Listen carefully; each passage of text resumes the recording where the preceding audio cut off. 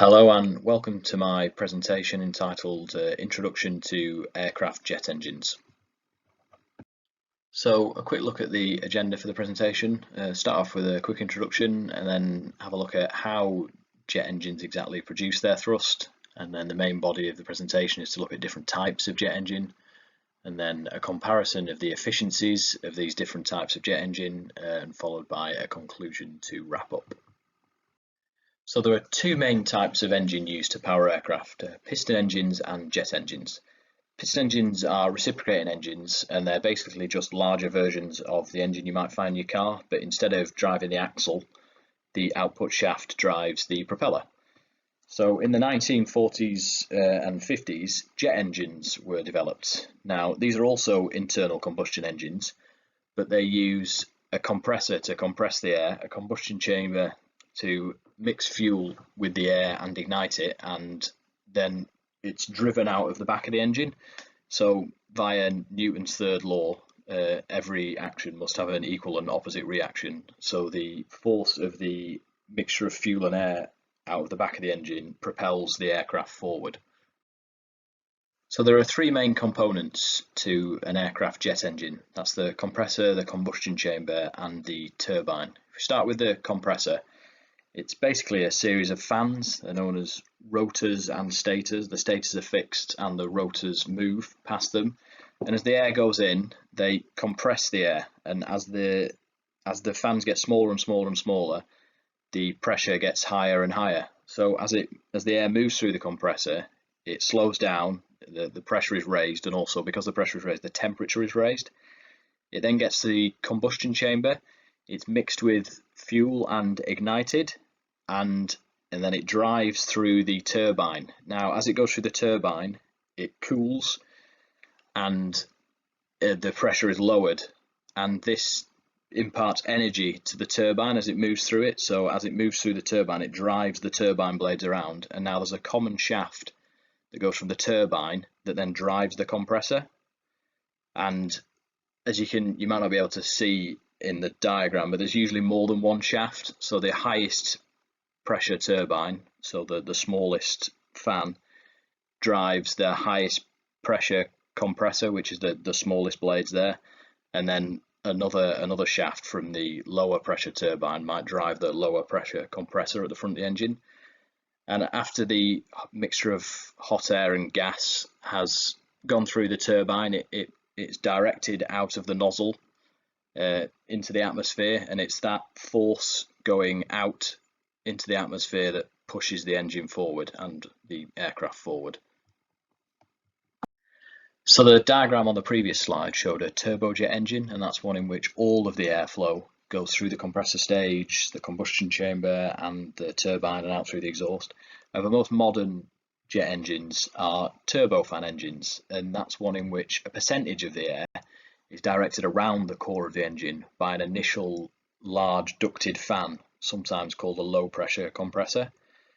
So the extent to which there is a bypass is determined by the bypass ratio. So the bypass ratio is the ratio of the amount of air directed around the outside of the engine to the amount of air directed through the core of the engine. So a bypass ratio of 1:1 would mean the same mass of air was being directed around the edge as it was through the center of the engine, whereas a bypass ratio of 10:1 would mean that for every 10 kilograms of air that's being directed around the outside of the engine, there is 1 kilogram of air being directed through the core of the engine. So the reason why you might want a high bypass turbofan engine is because they're more efficient. So generally speaking, it is more efficient to accelerate a large amount of air to a lower extent rather than it is to accelerate a small amount of air to a very high speed out of the back of the engine. Have the offset is that with a high bypass turbofan engine, your total thrust will be lower. So if you're going to have a fighter jet, you're better off with a low bypass turbofan engine because they have a massive top speed, whereas in a high bypass turbofan engine, whereas they are more efficient, they will have a lower top speed, and therefore they're more useful for, say, large jet airliners where efficiency is the most important thing. So the jet engine shown in this diagram is known as a turboprop engine.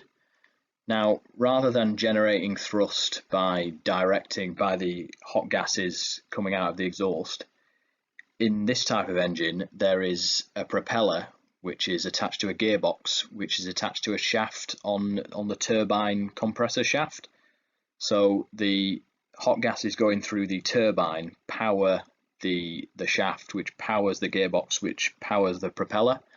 So these engines are a lot more efficient at low speeds. However, you can't get a massive total speed from them, and therefore they're not suitable for long haul flights or for fighter jets. So this diagram shows a turboshaft engine. Now this is very similar to a turboprop engine. However, in these types of engines, the output shaft is typically geared at a 90-degree angle to run a helicopter rotor. So these are the engines you might see on a helicopter. So these have to have a very powerful compressor, as there's no forward motion to drive air into the compressor. So it has to suck all its air in to the front without forward motion, because obviously a helicopter can hover. Now the type of engine shown in this diagram is called a prop fan. It's also sometimes known as an ultra high bypass turbofan engine. So in this type of engine, the bypass is not confined within the body of the engine. It simply goes all the way around the engine in the environment. So the front of the engine is typical to most jet engines. So it has the compressor and the combustion chamber and the turbine that drives the compressor. However, there's a second stage at the back with a propeller turbine. So the hot gas moving through this turbine drives the very large propellers that go around the back. So these are sort of ducted fans, and this is where you get the majority of your thrust, because it's got a very high bypass ratio. And these are quite experimental engines. They're not used on too many aircraft. They're very, very efficient. However, they do have some downsides. One of which is they are incredibly noisy, because the fan is not contained within the engine. It goes outside of the engine. So these two types of engine are known as a ramjet and a scramjet. So these are very sort of unusual jet engines. They don't have a compressor, they don't have a typical compressor nor a turbine. So in the case of the ramjet, it's moving so quickly that the force of the air being forced into the cone at the front compresses the air. It's then mixed with the fuel, ignited and forced out of the back to produce the thrust. It's just there's no traditional compressor. It's the sheer speed of it that compresses the air. Now the difference with a scramjet is that the airflow maintains supersonic speed all the way through the engine. In a ramjet, the air slows down as it enters the combustion chamber to subsonic speeds before it's ejected from the back. However, in a scramjet, the airflow remains supersonic for the entire stage of the engine. Now, ramjets are used. They're used in missiles. You need to get the engine up to a massive speed before it'll start to work. So they're typically used on missiles, where you might drop them from an aircraft that's already moving so they can get going. Scramjets are somewhat experimental at this stage and haven't really been fitted to a production aircraft yet. So the graph on this slide shows the efficiency of various commonly used types of jet engine against the airspeed. So the efficiency is on the y-axis and the airspeed is on the x-axis. So as you can see, the blue line for the turboprop engine, it has very good efficiency at lower speeds, but then it peaks and then it drops off at higher speeds. Therefore, you're more likely to see a turboprop fitted to, say, a short-haul regional airliner, where they don't need to go particularly high speeds. So with the high bypass and low bypass turbofan engines, you can see that the high bypass turbofan engine has a higher efficiency for the range of airspeeds, which is why you're likely to see that on long-haul jet airliners, where efficiency is the most important thing, as they're trying to save as much fuel as possible.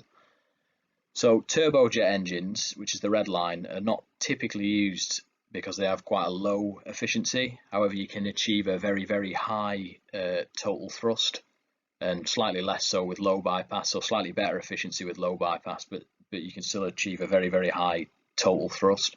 So you're more likely to see these on, say, fighter jets. So the offset is really the better your efficiency, the lower your total thrust. So that's the offset that aircraft designers need to make.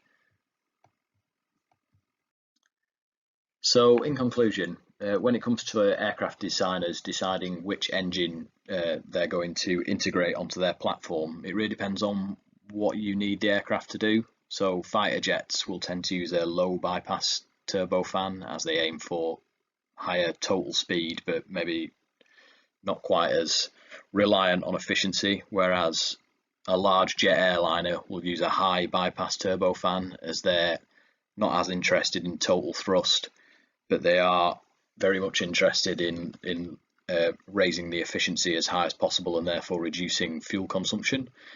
And that's the same reason that you may use a turboprop engine for a short haul or a regional flight, as at the lower end of the speed bracket they achieve very high efficiencies, which makes them more preferable to the aircraft operator.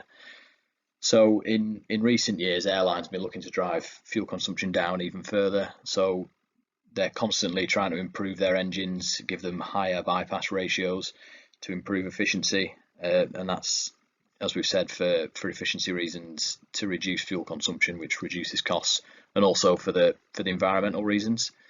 However, at some point in the near future, we are going to run out of fossil fuel reserves and therefore jet engine fuel.